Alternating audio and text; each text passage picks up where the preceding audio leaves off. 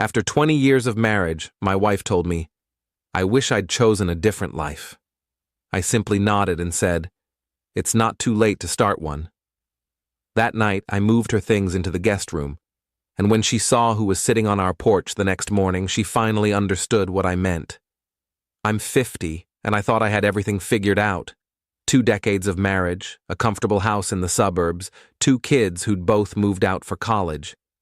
Sarah and I had weathered the usual storms, financial stress, parenting disagreements, the occasional argument about whose turn it was to handle the broken dishwasher. Nothing that seemed catastrophic. We were the couple our friends pointed to as solid, the ones who still held hands at neighborhood barbecues. The comment came on a Tuesday night.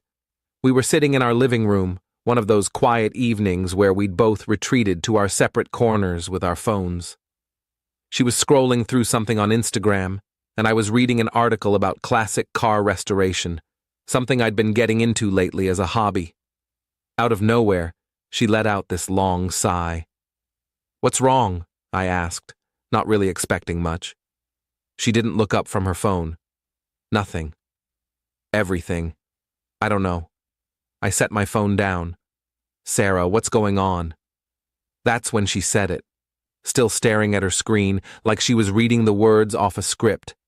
I wish I'd chosen a different life. The room went completely silent except for the hum of the refrigerator in the kitchen. I felt something shift in my chest, like a gear clicking out of place. What does that mean? I kept my voice steady.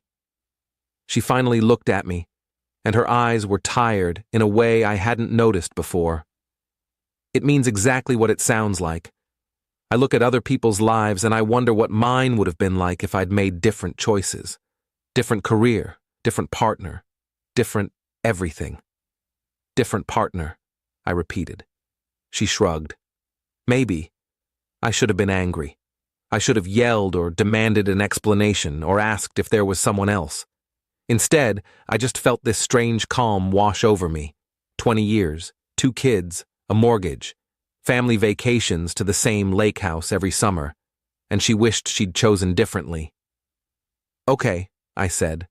It's not too late to start one. She blinked. What? A different life. It's not too late. I stood up. If that's how you feel, we should do something about it. I didn't mean... No, I think you did. I walked toward the stairs. I'll move your things into the guest room tonight. We can figure out the details tomorrow. You're being ridiculous, she called after me. I wasn't being ridiculous. I was being done. I spent the next 2 hours quietly moving her clothes, toiletries, and personal items into the guest room at the end of the hall. She stood in the doorway halfway through, watching me fold her sweaters. This is insane. I was just venting. For 20 years? I asked, placing another stack in the drawer. You don't say something like that unless you've been thinking it for a while. She didn't argue with that.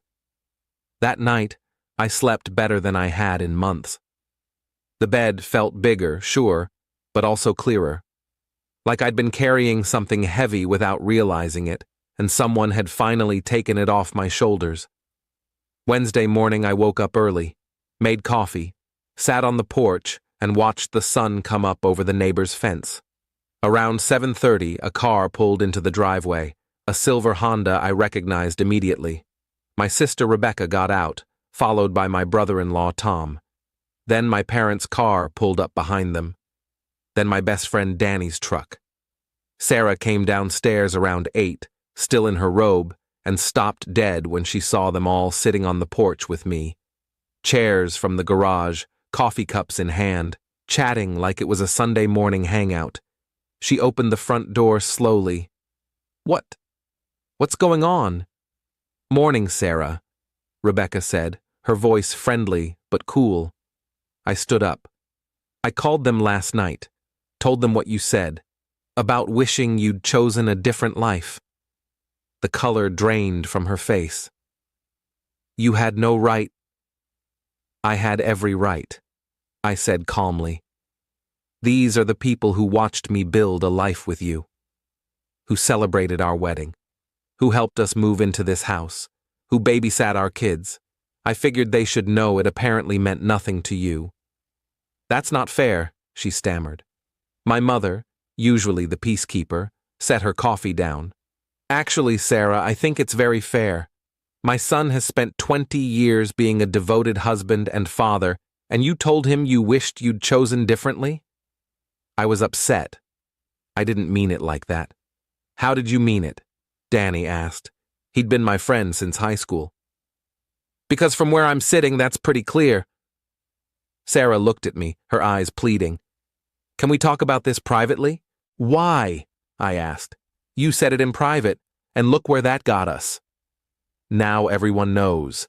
Now you can have that different life you wanted without any of us holding you back. Update 1.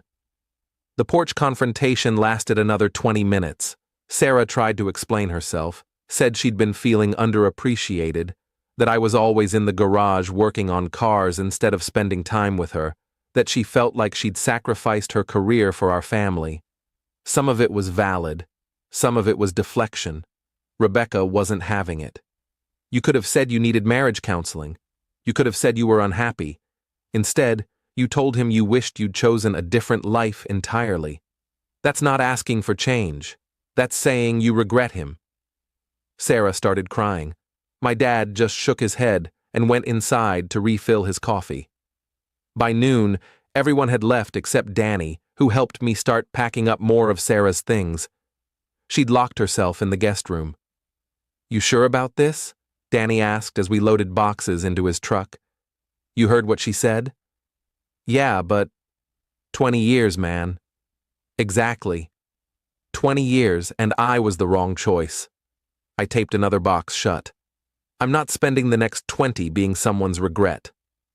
That night, Sarah came downstairs while I was making dinner. Just pasta, nothing fancy. Are you really going to throw away our entire marriage over one comment? She asked. I didn't turn around from the stove.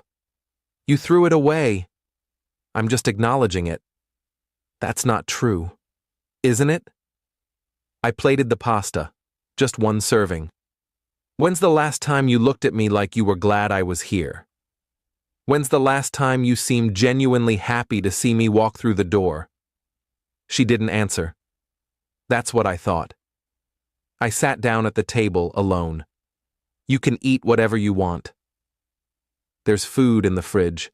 She stood there for a moment, then went back upstairs. Update 2 by Friday, word had spread through our social circle. Sarah's best friend Monica called me furious. How dare you humiliate her like that in front of your family?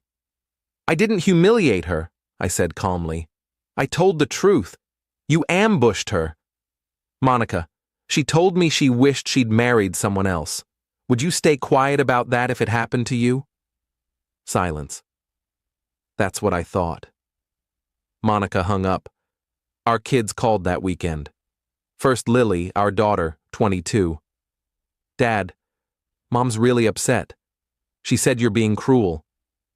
Did she tell you what she said to me? She said she was just having a bad day. Lily, she told me she wished she'd chosen a different life. Different partner. After 20 years. That's not a bad day, that's how she really feels. Lily was quiet for a moment. Did you try talking to her about it? I gave her the opportunity to explain. She doubled down, said maybe she did mean a different partner. Oh, another pause. That's really messed up, Dad. Yeah. Our son Jake called next. He was more direct. Mom's saying you kicked her out of your bedroom over nothing. Ask her what she said to me first, Jake. Get the full story. He called back an hour later. Jesus, Dad! I can't believe she said that. Neither could I. What are you going to do? Honestly?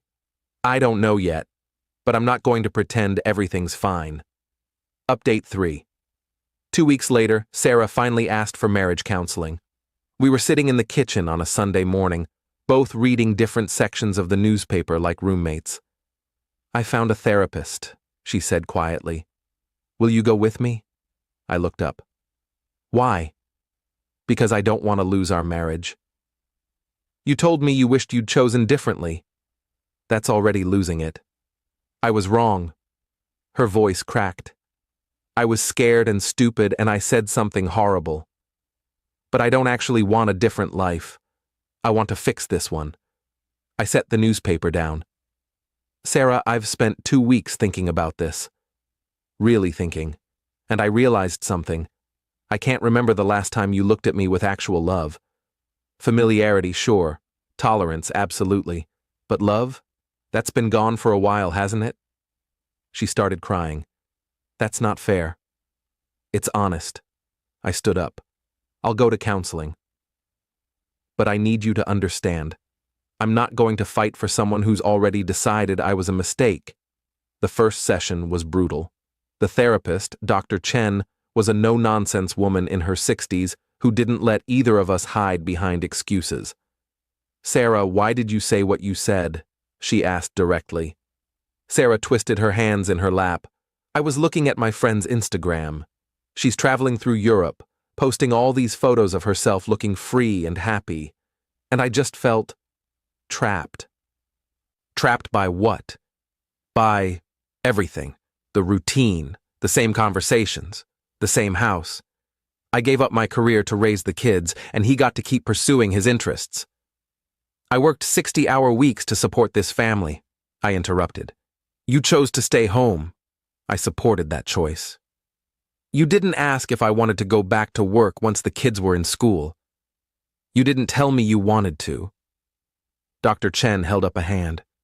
Both of you are pointing fingers. Let's focus on the actual issue. Sarah, did you mean what you said about wishing you'd chosen a different life? Sarah was quiet for a long time. In that moment, yes. I meant it. Something in my chest finally settled. The truth, at least, was on the table. And now? Dr. Chen asked. Now I'm terrified because I hurt him and I don't know how to fix it. That's not the same as wanting this life, I said quietly. That's just not wanting to be the villain. Update 4. We kept going to therapy. Sarah started opening up about feeling invisible, how I'd spent the last 5 years increasingly absorbed in my car restoration hobby, how I'd stopped asking about her day, how she felt like she'd become just another piece of furniture in the house. Some of it hit hard because it was true. I had checked out, bit by bit, not because I didn't care, but because it had felt easier than addressing the growing distance between us. But here's the thing. She'd checked out too. She'd stopped asking about my projects, except to complain about the time I spent in the garage. She'd stopped initiating any physical affection. She'd built her own separate life through book clubs and friend groups that I was never invited into. We'd both let it die. The difference was, she'd said the quiet part out loud, and I'd been the one humiliated by it. By week 6 of therapy, Dr. Chen asked us both, "Do you want to stay married?" Sarah said yes immediately. I took longer. I don't know. I want to. But I can't unhear what she said. Every time I look at her, I think she wishes I was someone else. That's not true anymore, Sarah said desperately. How do I know that?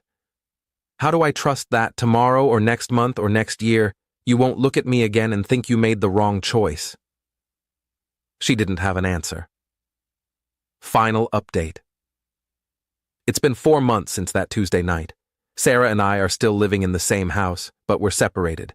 She's still in the guest room. We're cordial. We have to be, with shared finances and kids who visit during holidays. She started working again, part-time at a marketing firm. Says it's helping her feel like herself. I'm genuinely glad for her, even if things between us are broken. We're planning to file for divorce in the spring. It's amicable as far as these things go. We'll split everything 50-50. The kids are handling it better than expected. I think they saw the cracks long before we admitted them. A few people have asked if I overreacted, if I should have forgiven her and moved on. Maybe. But I don't think I could have lived the rest of my life as someone's second choice, someone's regret. Life's too short for that. Danny helped me finish restoring a 1967 Mustang last week. It's beautiful, cherry red, runs like a dream. I'm thinking about taking a road trip out west next month. Something I've always wanted to do. Sarah saw me working on it last weekend. She stood in the garage doorway and said, "It's really beautiful." "Thanks," I said. "I'm sorry," she added. "For what I said. For all of it." I nodded. "I know." She left, and I kept polishing the chrome. Some things you can restore, others you can't. You just have to know the difference.